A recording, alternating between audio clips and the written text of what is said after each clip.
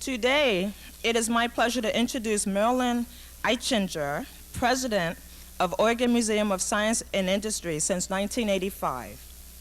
Ms. Eichinger is responsible for overall operations of OMSI, including a staff of 350 full and part-time employees and a $15 million annual budget.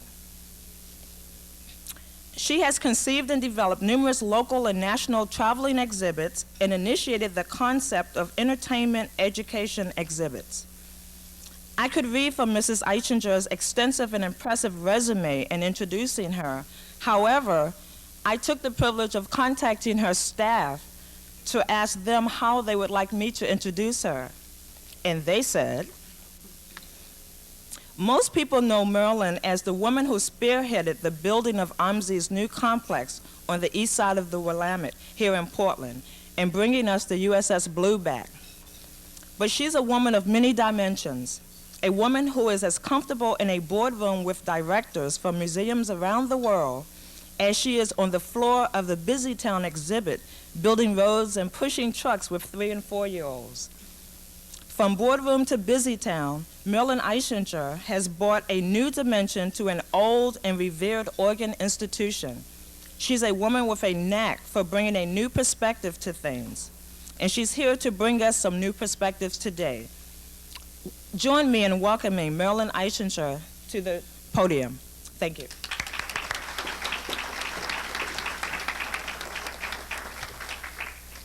Thank you. It's so wonderful to be here, and especially at the beginning of a long weekend. And hopefully this will get you inspired and to think during the weekend. It's been 9.5 years ago that I stood here and talked to you first about my passion for education. But during the 23 years that I've been a president of 2 science museums, and I've been a member of many state, national, and international organizations, and also, as a mother of 5 children, I've developed a broad and a somewhat divergent view of today's educational trends. I've worked with both the formal and the informal learning systems, and today what I'd like to do is share my perspective of our ever-changing values and beliefs.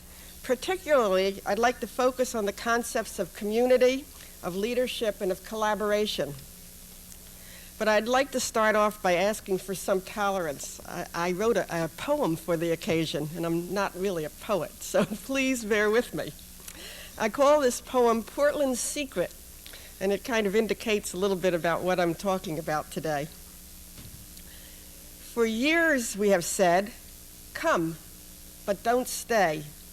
For in our hearts we rue the day when doors are open for new play. And they find out our secret. A pride and aesthetics of building abound. Parks, green spaces, and fountains around. Vision, planning, hopefully sound, if they find out our secret. Want of good schools, housing and roads, jobs of high pay reached on max loads. No taxes, we're fed up with codes, while they find out our secret. We jog and ski, we hike and climb, we'll golf and fish in rain or in shine. Live long, are fit, eat well, good line, as they find out our secret. Free spirit and rights held on high, on teams in action we rely, and we listen to every sigh when they find out our secret.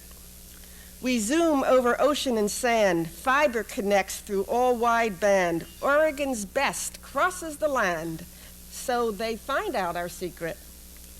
Surprised the world, discovered we, what future for kids do we see? Control our growth, of this I plea, as they find out our secret. Joining outstate is particularly key to create a new synergy and to gain a way to earn a fee by learning their best secret.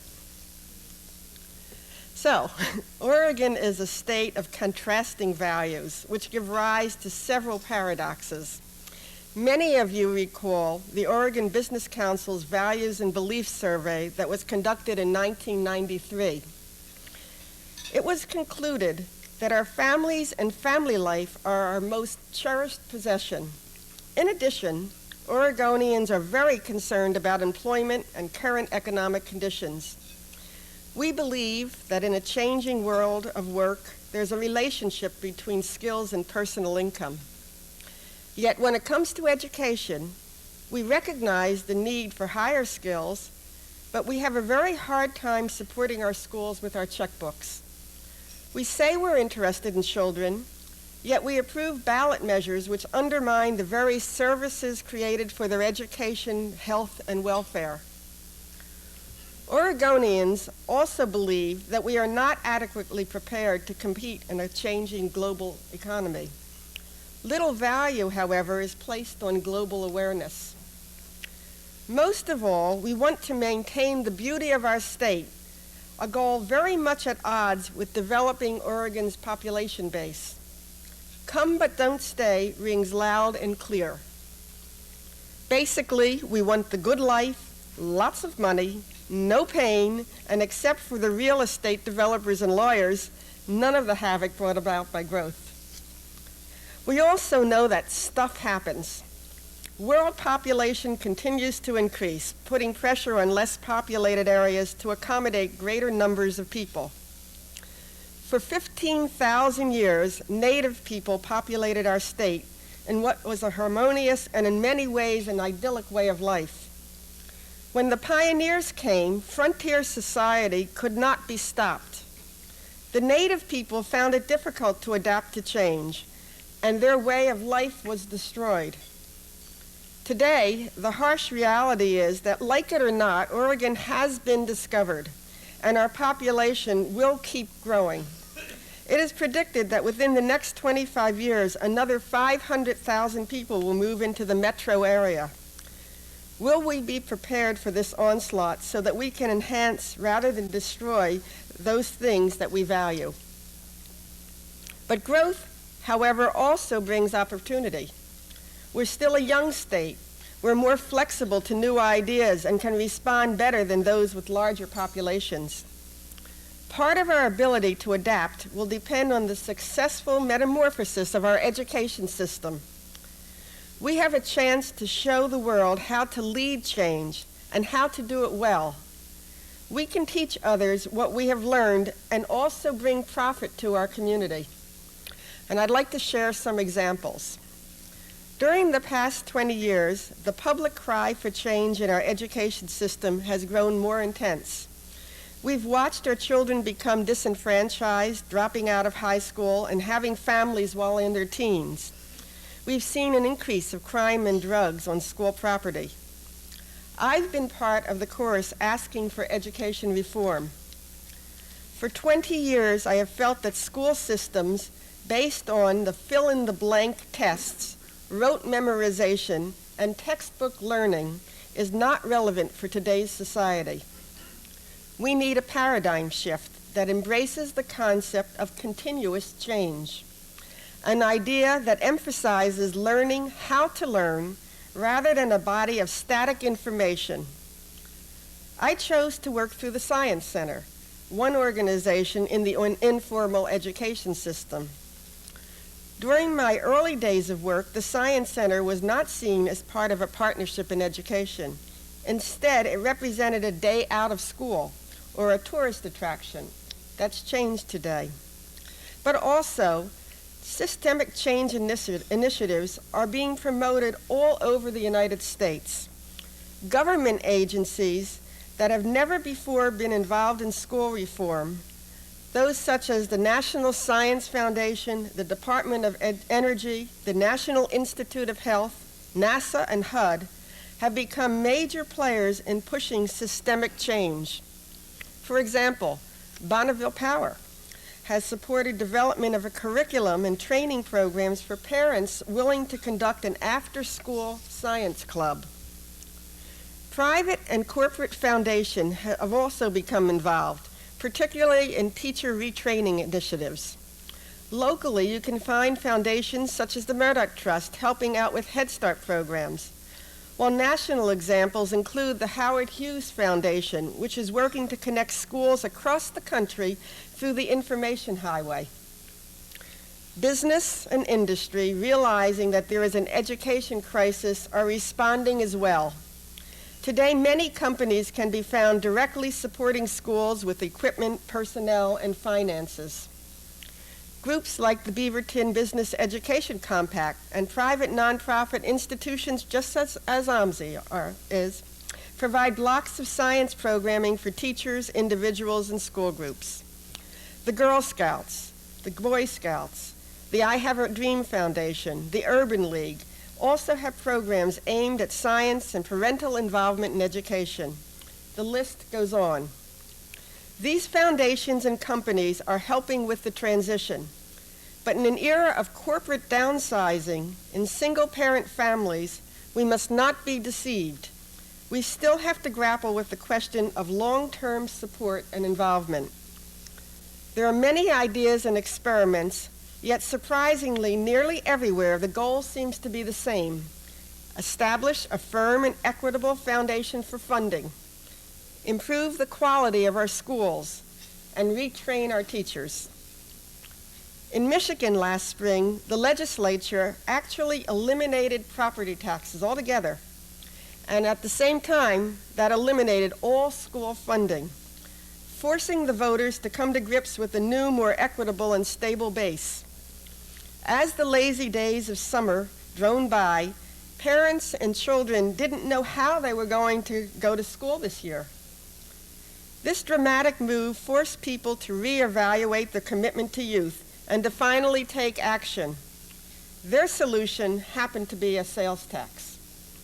Michigan also became involved in systemic change in another way by financing a new category of independent charter schools. In one Los Angeles community, parents must now sign a contract in which they promise to volunteer 30 hours in the school and to be involved in their children's education. Private schools used to be the only schools to demand such a contract, but more and more public schools are implementing similar contracts. In Chicago, site-based councils are running the schools, and they have the complete power to hire and fire. It's still unclear whether these councils will work or become embroiled in politics, but we do know that the old system was not working there, and change was necessary. Here at home, we are also developing site-based councils, and I hope that they will prove successful. Oregon has the CATS bill, known as House Bill 3565. Committees are hard at work developing parameters for certificates of initial and advanced mastery. There are some who would like to eliminate this innovative attempt to address systemic change. They claim that we need back to basics. They would return us to the old familiar systems of their childhood, a system that we already know is failing today's youth. House Bill 3565 needs to be given a chance because it contains the fundamental truth that our education system must prepare today's students for tomorrow's world, not yesterday's lesson plans. Today's 8th graders will be the first class to embrace the Certificate of Initial and Advanced Mastery. Why not give our planning a try before we kill it? No one said that education reform is supposed to be easy. However, once there is a paradigm shift and the concept of constant change is embraced, it will become easier to adapt to a world that is breaking into small groupings connected through a sophisticated web of telecommunications. Of course, for some parents, it's too late to fix the problem. As a result, homeschooling is on the upswing. Some schools are trying to work with parents who have made this difficult choice. In one Washington community, where 6% of the students are homeschooled, the principal purchased satellite dishes to provide programming. In this way, the child was enrolled and the school district did not lose the income allocated for educating that child. What does this involvement and experimentation mean? Will it educate our youth, or is it fly-by-night involvement? And more importantly, is it education for everyone? I believe that we have finally experienced a change in the way we view our children. a change that is permanent and good. This change redefines the education system to include the community. This movement recognizes the informal education system as being a necessary part of orienting children for continuous change. It puts the child into real community situations at an early age.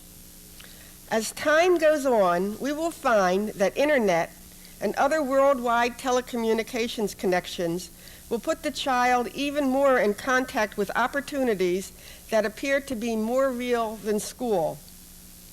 Actually, educators must recognize that the education menu for today's children consists of instant access to worldwide information in real time.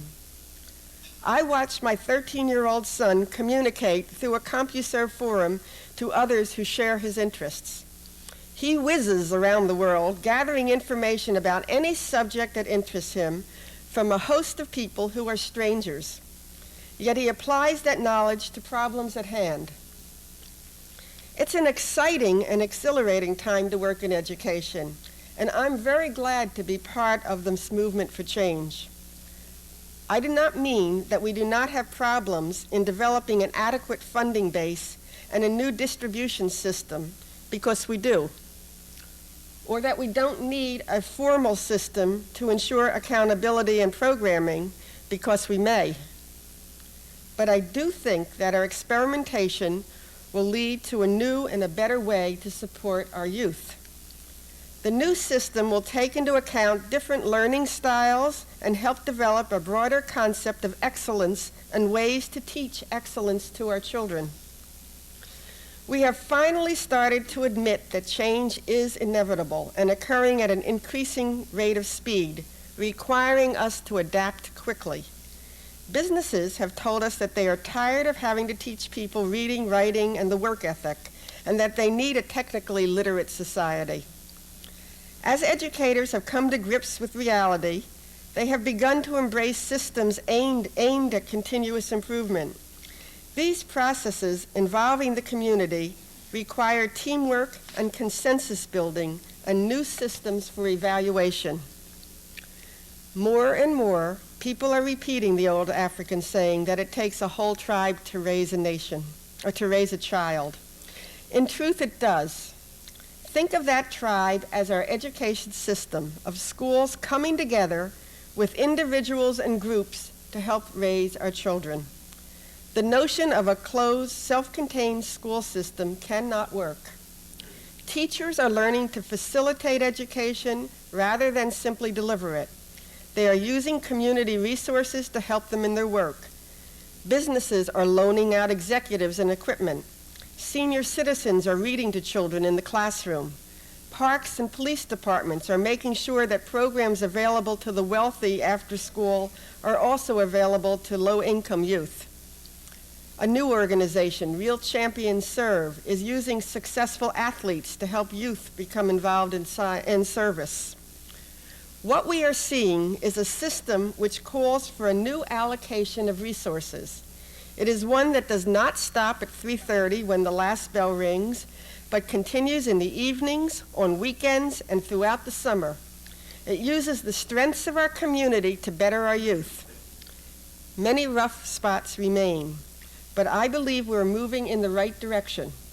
By learning to work together, to respect our differences, to focus on a common goal, we will create a synergy that pulls together the energies and the talents of hundreds of different people so that our children can truly get the best we have to offer. But let's take a minute and turn back to the rough spots.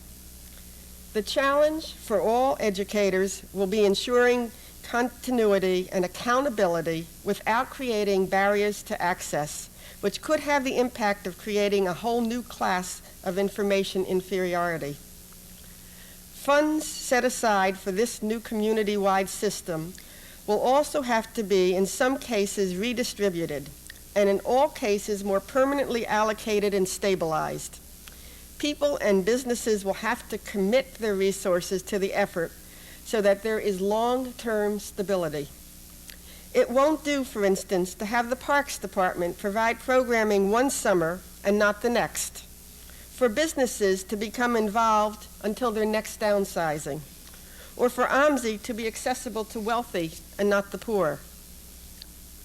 I am optimistic, however, that as we redistribute our resources, we are headed towards a coordinated, networked, collaborative system that will be stronger than the system we leave behind. What of our economy in general and our connection to the rest of the world? Imagine the many possibilities if we expand our horizons and make use of strengths and talents available nationally and internationally. There are fewer than 3 million people in Oregon. If you subtract our children and the elderly from that number, there remain probably fewer than 1 million people who must pay for everything: the roads, the police, fire protection, schools, government, everything. Though small in number, the state is large geographically, and we have many responsibilities. It's no wonder people have initiated a tax revolt. However, for Oregon to compete successfully in this new era, in which we're forced to do more with less, we must compete smarter. If we are clever, we can find additional ways to get the rest of the nation and perhaps other nations to join us. We are environmentally beautiful and have a chance at maintaining a well-educated population. Why not keep our community that way and also provide leadership to the rest of the country in how to balance livability with growth? Why not use our wisdom to benefit others? I would like to propose that just as our schools are starting to find some strength by utilizing the resources of the entire community, so our state should join forces with other states and organizations throughout the United States and world. Competitive business has been thinking internationally for years, but our local government and not-for-profit organizations have been discouraged from taking the same leap. OMSI is a good example of what I propose. In some ways, our new museum is larger than Oregon can really afford. If you compare all the states with approximately the same population base as Oregon, we are the only state able to support a museum of OMSI's size. We have joined forces with other national institutions to support ourselves and give our residents more than we could ordinarily do. But big dreams need big money. Our community was willing to help with the new building, but exhibits, program support, and operations will always require additional help. People do not want to pay taxes to support us, so we have to look for more entrepreneurial approaches. To raise operational funds, we need support from those outside of our state as well as within. In order to succeed, we have to show that we have a greater market share than that found exclusively in Portland. Let's face it, sponsors pay attention to large numbers of people. Recently, Unisys Corporation and the National Science Foundation decided to fund a $6 million experiment. 6 museums were involved, ours in Portland, and museums in Boston, Philadelphia, Miami, St. Paul, and San Francisco. Each institution selected one public school in their area with which to work. The goal is to provide a curriculum developed around the information highway. OMSI and Buckman School now have $950,000 to become leaders in using technology with the public and in the classroom. This support came from a corporation headquartered in Philadelphia. Had OMSI approached Unisys directly for help, they would probably have assisted us with a $1,200 table at our auction tomorrow evening. However, because the institutions together approached Unisys, it made an impact which leads to major support. It provided a way for Portland to benefit without an increase of population base. These funds would not have been available had we only looked inward. OMSI now receives 1/5 of its income from out of state, and Portland and our visitors are the ones who profit. Our exhibits now travel throughout the United States. They're primarily funded by corporations outside of Oregon. 24 exhibits are now on the road. On any given day, these exhibits, and consequently Oregon, are being advertised in major cities around the country. How do we capitalize on this publicity? I spoke to the local representative of a major national company recently and asked for funding for a program on diversity. The person said that his local budget could allocate less than $1,000, a far cry from the million that we need. So I've spoken to museums in Los Angeles and New Jersey, the location of corporate headquarters for many of these companies, in order to expand my population base. Now when we approach the company, we can claim numbers, and our chance for success has grown up. What I would like to suggest is that Oregon take this partnership approach at every opportunity possible. You heard the old saying that 2 heads are better than 1. In this case, 3 states may be better than 1. The Oregon Department of Education might have a far better chance at winning federal dollars for any given project if it teamed up with Minnesota, for instance, or even better, with Maine, too. Imagine a proposal for developing communication networks coming from Oregon, Tennessee, and North Carolina. If we could share ideas, planning, implementation, and evaluation, it would be better. The 2 projects together would be less expensive. We would have more legislators to fight our battles in Congress. In each case, the team approach helps us use our resources more effectively and makes more of an impact on the agency from which we're asking assistance. Our cities can join with other cities requesting similar funding from Washington, D.C. Our nonprofit organizations can join with other similar organizations to pool resources and seek funds. What could happen is an exciting synergy where the whole is greater than any of the individual parts. What I suggest is not unique. There are many businesses which take this approach, and very successfully. Yet because many people in Oregon have doubts about this type of collaboration, it's a well-kept secret. I've discussed this type of collaboration with nonprofit presidents and CEOs throughout Portland and Oregon, and have been told many times that they purposely don't mention their national affiliations, even though it directly benefits their constituents. The other day, I was speaking to Bud Clark about this subject, and he told me how right he thought I was in this assessment of Portland. Oregonians do not value national or international collaboration. Many cannot see why a mayor would want to travel abroad or establish sister city ties. Yet the same people want trade and a blossoming economy. I say that we must travel throughout North America and abroad, understanding others and joining in projects of mutual interest for our own benefit.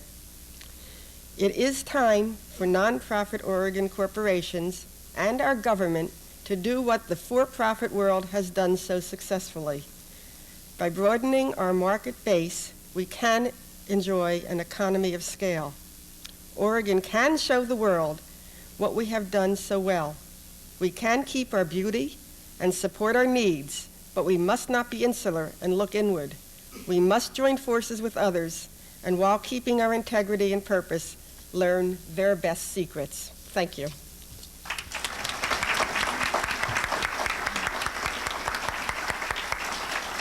Now we'll have board host Diane Smalley ask the first question.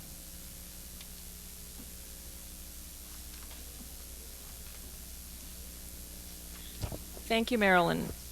I thought your comments about collaboration and working internationally were very interesting, but my question is really much more specific to something you talked about earlier in your speech, and that is the idea of community-based education.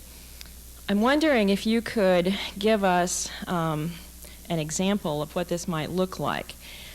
And specifically, could you walk us through the weekday of a 7-year-old child 10 years from now if we're truly doing community-based education? Thank you. I'd like to walk you through the weekday of a 7-year-old child and a high school child as well.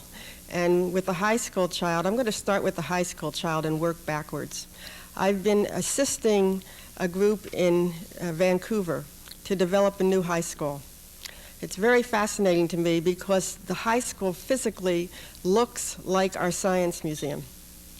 And instead of having small classrooms, you have centers in the high school that focus on different subject areas. It's a science-oriented high school. They are large, large rooms.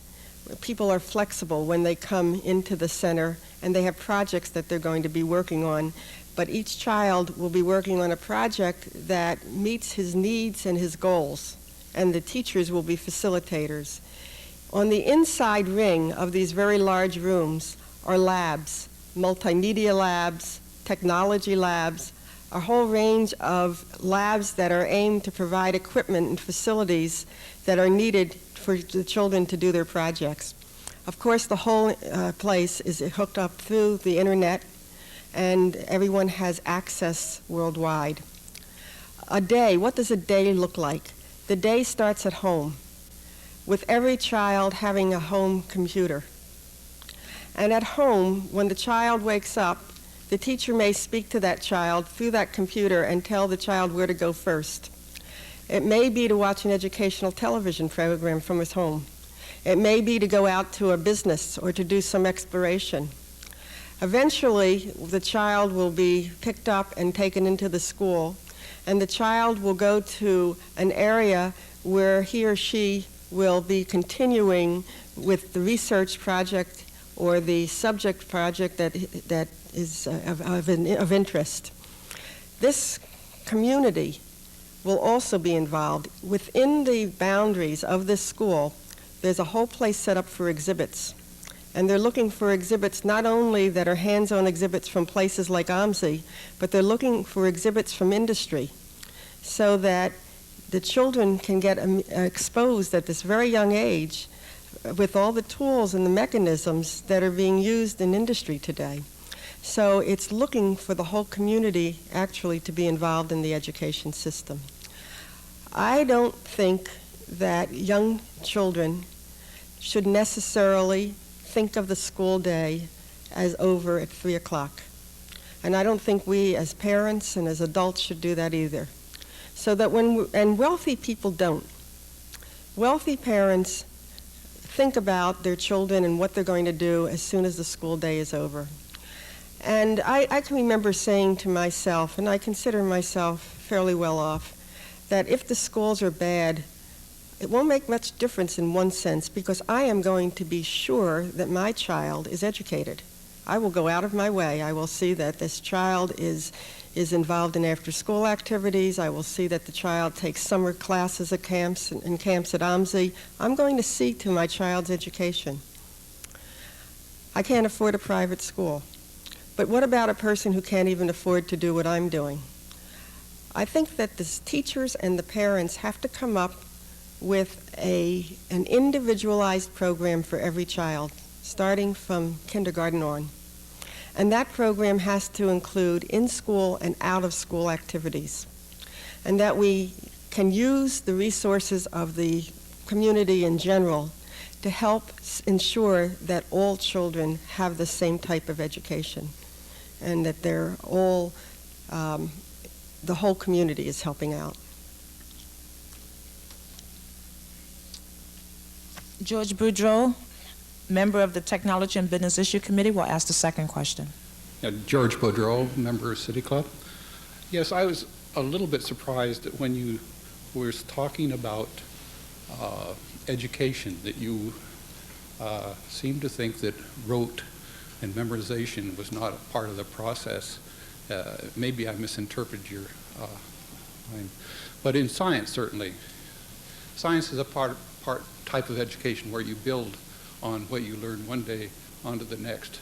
And it's only until you accumulate a lot of information that you can start to think and formulate and use that science education. Now, there are other sides where you don't need this type of education. But my question is, don't you have to be careful when you talk about removing rote education from your schools? Because there are certain areas that absolutely require it. The question, I think, is one of how do you get a child motivated to even want to study. Many, many people study baseball cards, and they know all of the information about their favorite players, I mean, that's rote information. They'll do it on their own. Nobody has to tell somebody to learn because they're interested in the subject of baseball. And what we're finding in our schools is we're not getting children to the point where they're willing to put out the effort to memorize and to learn. We're turning them off first. So they're dropping out. They're not doing well in their tests. They're not becoming involved, and they're not learning how to problem solve and think. I really think also is lots of the information that we study, we don't need to know anymore. We need to know how to have access to it, and we need to know how to bring it together when we have a project dealing with a particular subject. But we don't necessarily need to have every single fact in our head all the time.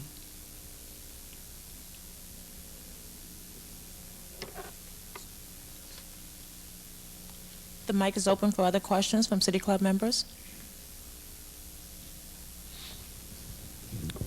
Pete Bear, City Club member, and sometimes I attend OMSI. Marilynne, since you've been with OMSI, you've been synonymous basically with change. You brought in the new building. You've been responsible for traveling exhibits and the Blue Bat. I guess my question is, what do you have in store? What kinds of surprises and changes do you have in store for us in the next, say, 5 years? Well, just as my speech kind of indicated that we have to always think of continuous change, the change that's really going to be very dramatic has to do with teleconferencing, telecommunication. And I'm putting a lot of the effort to make sure that we are hooked up to the rest of the world and that we can show the public how to use this equipment and all of these resources to further their life and to benefit themselves. One of the things that's most interesting is that the science centers internationally are starting to play a pivotal role in telecommunications in a way that I never expected. Many businesses are finding that the public doesn't know enough to use their products, and they don't actually know how to go out and reach the naive person because that person doesn't want to find the information out. So what they're doing is they're coming to science centers and they're helping the science centers learn how to use the products. And then the science centers are dealing with educational institutions and with the general public and showing them what type of technology is coming. So we are trying to pull people together worldwide, science centers worldwide, so that we can share not only what's going on with the technology in our own communities, but so we'll understand what's going on throughout the world.